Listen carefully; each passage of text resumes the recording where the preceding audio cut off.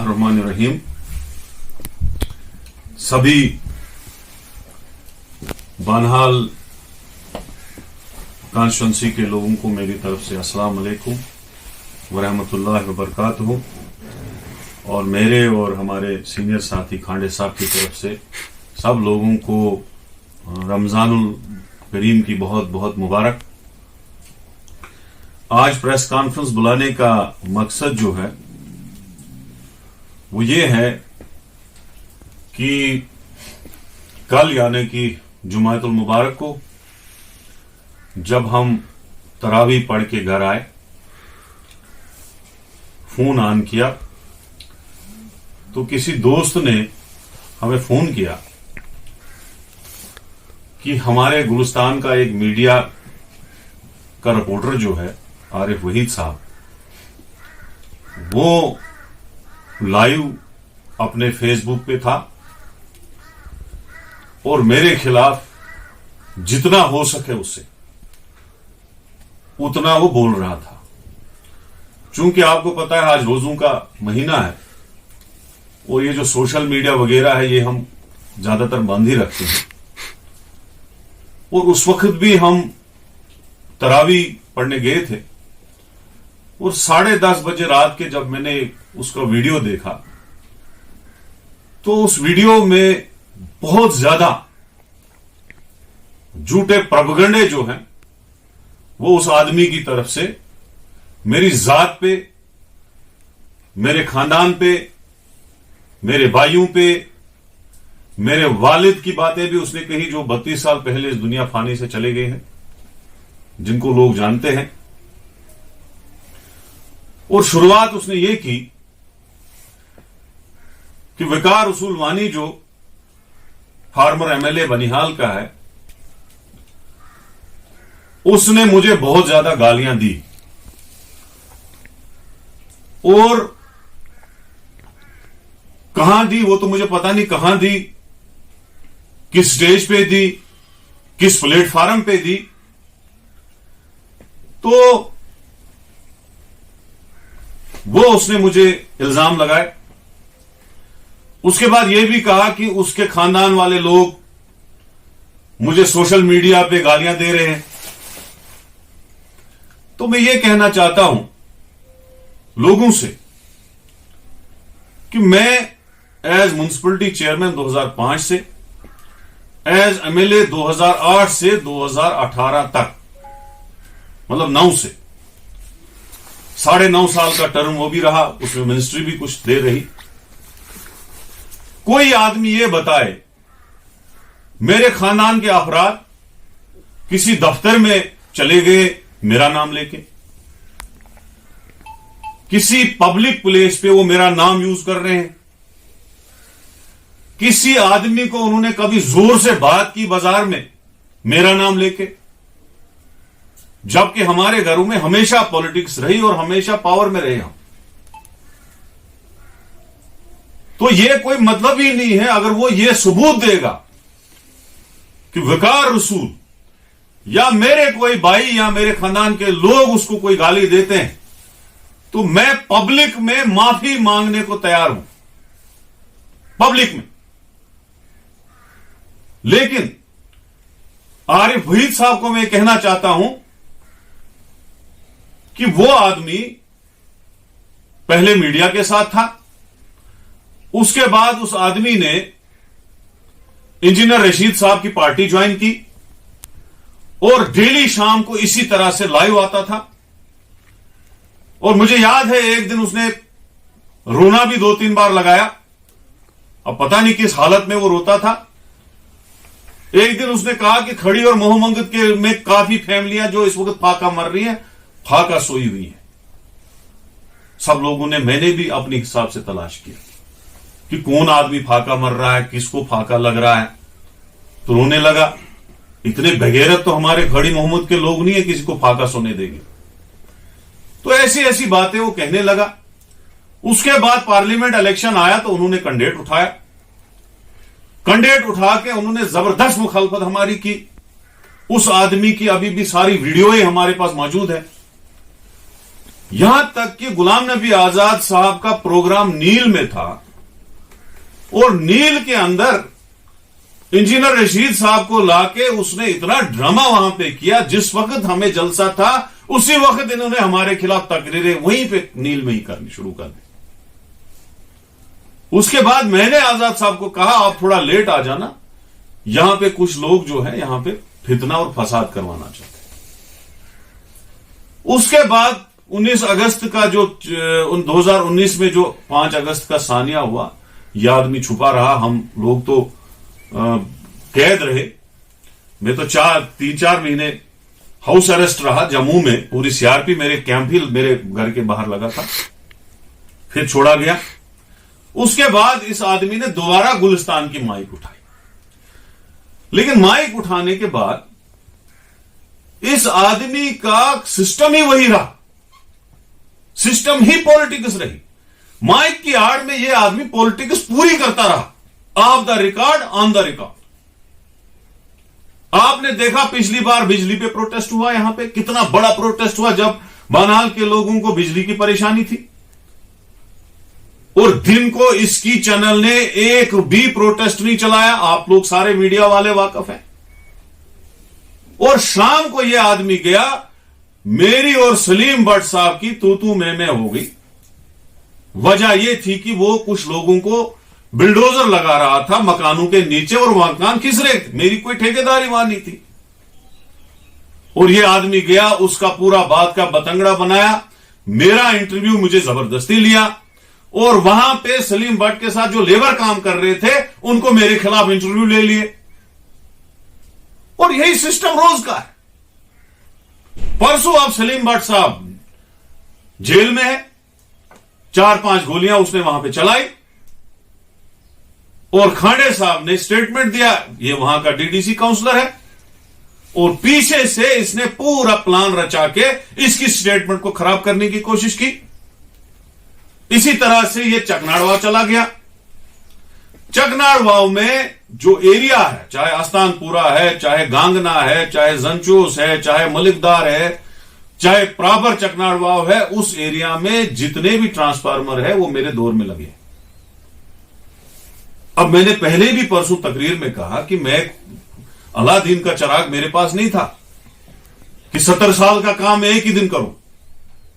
फिर भी जितने एमएलए रहे हैं बानाल, उनसे ज्यादा काम मैंने किया, उसका सबूत मेरे पास पड़ा है। मैंने इंटरव्यू में कहा कि अगर कहीं ब्रिज नहीं बना है, ठीक है नहीं बना है, अगर आपके दौर में 10 ब्रिज बने होते, 10 में बनाता तो 20 होते। आज अगर 100 या 150 ब्रिज स्टील के बानाल में बने हैं तो उसमें 90% जो है मेरे टाइम के बने हुए।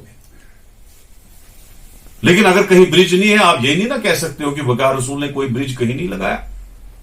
अगर कहीं तार गिरी है, ये नहीं ना कोई कह सकता है कि वकार रसूल ने पोल और तार कहां यहां नहीं लगाया, जबकि 2014 से मैं हमारी सरकार ही नहीं है, बीजेपी की सरकार है, और 3 साल से मैं वैसे भी एमएलए नहीं हूं। ये तो पिछले एमएलए को भी जाके पूछ सकता है ना, फारूक मीर साहब को, अभी जिंदा है, अल्लाह ताला उसको सेहत दे। तो इस आदमी ने क्या किया, परसों हमारा प्रोग्राम था, यहां पे हमने प्रोग्राम में चकनाड़वाव वाली बात कही, और हमने इसका नाम नहीं लिया। आप आज भी वीडियो देख सकते हो, इसका जाती नाम मैंने नहीं लिया। मैंने गुलिस्तान चैनल का नाम लिया कि गुलिस्तान चैनल वहां गई, उन्होंने ऐसे ऐसे कहा, और कोशिश की जाती है, हमेशा प्रयोग किया जाता है, अपने मुखबिर रखे जाते हैं कि कोई ना कोई हमारी पार्टी के खिलाफ, हमारी जात के खिलाफ बोले ताकि उसको हाईलाइट करे। तो यह हमने कहा कि बाबा आप बाकियों कामों को भी का भी हवाला दिया करो, हमारा वर्जन भी लिया करो।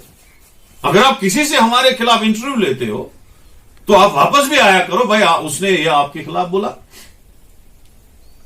तो गोदी मीडिया को, तमाम बीजेपी मीडिया को तो हम बोलते हैं, पूरे मुल्क में गोदी मीडिया बोलते हैं, मैं ही थोड़ी बोलता हूं। और सुभाष चौधरी और क्या चौधरी है उसका नाम, जो श्याम चौधरी, जो पीएचई मिनिस्टर था, उसकी गुलिस्तान चैनल है जो बीजेपी का मिनिस्टर था। इसमें कोई शर्म की बात की है? वो तो मालिक है इस चैनल के। गुलिस्तान नाम तो है उर्दू का, लेकिन पीछे तो भगवा रंग है इसमें। आज भी देखो आप, एक आदमी बदमाश गुंडा कल उसने फायर किए और पूरा बचाने की कोशिश की। इवन यही गुलिस्तान का रिपोर्टर कल पूरा दिन कोर्ट में रहा उसकी जमानत के लिए। तो ये कहने की बात है, ये शख्स जब हमने ये बात बोली कि भाई साहब अगर तुम आदमी किसी जगह जाते हो तो ये भी बताया करो कि भाई साहब कोई काम पीछे भी हुआ है, आप हमारे प्रोग्रामों में आते नहीं हो। आपने डीडीसी इलेक्शन में टोटल वन साइड हमारे खिलाफ जो थे उनका इंटरव्यू लिया, हमारा लिया नहीं। उनकी डिटेलें चलाई, हमारी चलाई नहीं। उनके साथ साजिशों में शामिल रहे, हमारे साथ नहीं रहे। उसके बाद इस शख्स ने उस तकरीर के बाद मुझे 2-4 व्हाट्सएप जो है किए और उसमें बहुत उल्टा पुलट लिखा। ये आपके सामने है। ये बोल रहा था ना, मैंने व्हाट्सएप पे उसने मुझे कुछ लिखा। ये शख्स जो है ये लिखता है, एक मैसेज 14 को, दूसरा मैसेज 14 को, तीसरा मैसेज है 14 तारीख को। ये आप पढ़ सकते हो, इसकी मैसेज है। मैं ये पब्लिक में नहीं दिखा सकता हूं इसने क्या लिखा है, जो वही तबाही इसने लिखी है। मैंने कोई जवाब नहीं दिया। 15 को ये आदमी, 15 को मैंने 15 को भी जवाब नहीं लिखा। 15 को शाम को ये फेसबुक पे मेरे खिलाफ डालता है, सीधे नाम लेके। उसके बाद मैं इसको लिखता हूं, आप पढ़ना जरा सुन लेना। मैं लिखता हूं इसको वापस व्हाट्सएप पे कि रमजानुल मुबारक में हमारी खामोशी को हमारी कमजोरी मत समझो। यह पढ़ लेना आप, मैं इसको लिख रहा हूं। Because I am following my religion Islam, you have to choose only one path. जैसा छे अकी बात राटे, या आपको पॉलिटिक्स करनी है या आप मीडिया ले लो, जो आपने माइक पकड़ा है, या वही पकड़ो ना। सीते सहाफत का जो मतलब है, जो सहाफत का मीनिंग है, क्योंकि मैं इंफॉर्मेशन मिनिस्टर रहा हूं। पूरी जम्मू कश्मीर की सहाफत, ग्रेटर कश्मीर का मालिक हो, स्टेट टाइम्स का राज दुलूजा हो, यूसुफ जमील हो, सब मुझे जानते हैं। इसका सनम एजाज मेरा दोस्त है। इसका जो दिल्ली में बैठता इशफाक गौहर, वो मेरा दोस्त है। कल मैंने उसको इसका वीडियो भी भेजा। तो सहाफत का मतलब सहाफत है ना। तो मैं इसको बोल रहा हूं, आप पॉलिटिक्स मत करो, या आप पॉलिटिक्स करो या आप सहाफत करो। मैसेजों का जवाब हमें भी लिखने आता है। और मैंने लास्ट में यह लिखा कि अगर आप ऐसा ही करोगे, you will give your answers on daily basis, फिर हम आपको रोज तकरीर में आपका जवाब देंगे। क्योंकि जब कोई पॉलिटिक्स हमें सहाफत के बेस पे करेगा तो हमको तकरीर में उसका जवाब देना है, या प्रेस कॉन्फ्रेंस में देना है, जैसे हम दे रहे हैं इस वक्त। तो ये मेरा है मिस्टर आरिफ भाई, ये मेरा मैसेज है। जिसको इसने लोगों में कहा इसने मुझे गाली दी, इसमें अगर कोई गाली होगी तो मैं सियासत करना छोड़ दूंगा। ये आप पढ़ लो, ये आप सहाफत वाले इतने माइक वाले सामने हो, इसकी मैसेजें भी पढ़ो, मेरी भी पढ़ो। इसकी मैसेजों में देखो क्या वैयात इसने लिखा है। और जब मैंने ये मैसेज इसको लिखा, उसके बाद मैंने इसका ब्लॉक किया। मुझे पता था ये आगे से और वही तबाही लिखेगी। ब्लॉक करने के बाद मुझे नहीं पता था इसने क्या खाया था, क्या पिया था। मैं चला गया था तरावी पढ़ने। ये शख्स ऑनलाइन आया, लाइव आ गया, और इस लाइव में उसने पूरा अपना खसलत दिखाया। और लोगों को मैं ये कहना चाहता हूं कि सहाफत, अगर ये सहाफी है तो फिर ये मेरे खानदान के ऊपर नहीं पहुंचता। अगर ये सहाफी है तो लड़की की बात ही नहीं है। अपनी लड़कियों को भी इसने ट्रोल किया और मेरी बच्ची को भी ट्रोल किया। किसने लड़की की गाली दी थी, इसको जरा दिखाए। उसके बाद अगर ये सहाफी है, 32 साल पहले मेरा वालिद गुजर गया जब मैं 12 साल का था,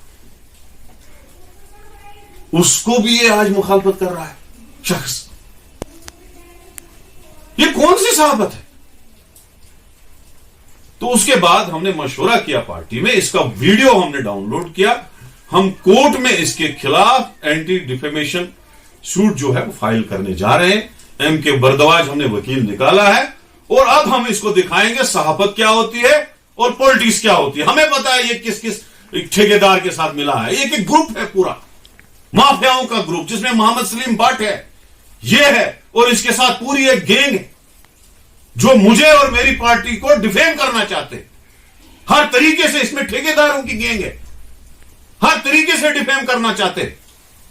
लेकिन हम इनको प्रेस कॉन्फ्रेंस के जरिए, जनाबे वाला तकरीरों के जरिए, और इवन के अगर जरूरत पड़ा तो गुलिस्तान टीवी के बैनर बना के उनकी माइके लेके हम बाजार में प्रोटेस्ट करके उनको जलाएंगे, रोज जलाएंगे।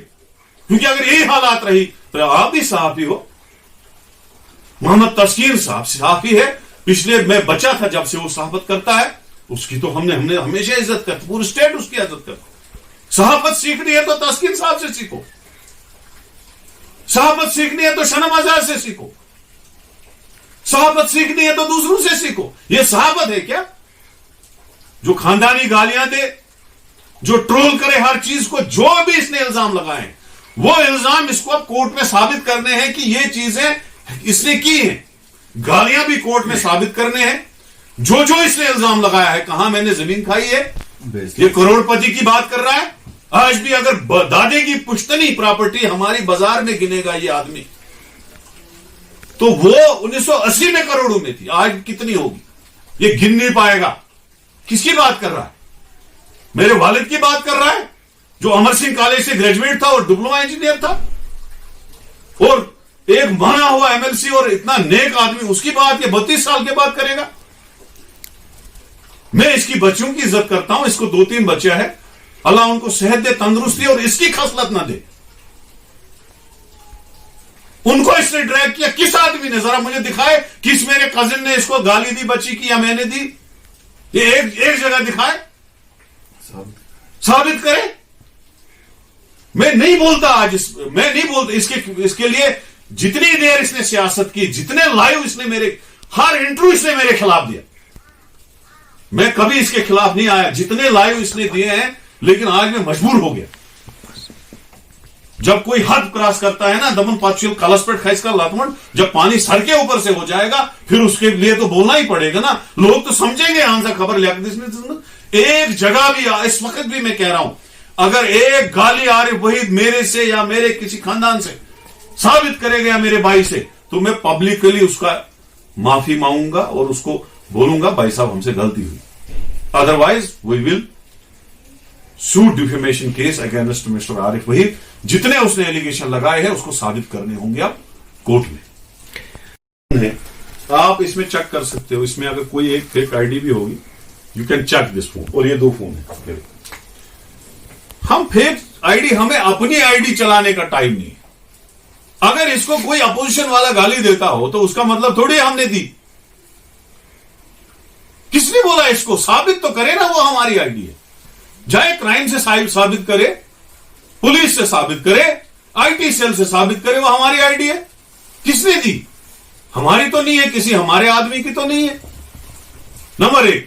दूसरा, जहां तक ये हमारे अंकल की बार बार बात करता है, वो ऐसा ठेकेदार है जो पिछले 40 साल से ठेकेदारी करता है, और मैक्सिमम बिल्डिंग वर्क्स जो है, चाहे अस्पताल की पुरानी बिल्डिंगें हो, चाहे कोर्ट कॉम्प्लेक्स हो, चाहे थाने की बिल्डिंगें हो, चाहे शिप हस्बेंड्री की बिल्डिंग हो, चाहे जितनी भी बिल्डिंग है, वो उस आदमी ने बनाई, और आज तक वो स्ट्रांग बिल्डिंगें हैं। कोई क्वालिटी ऑफ वर्क में कोई कंप्रोमाइज नहीं। जहां तक अस्पताल की बिल्डिंग का ताल्लुक, वो बिल्डिंग जो है हाउसिंग बोर्ड ने बनाई, किसी और ने नहीं बनाई।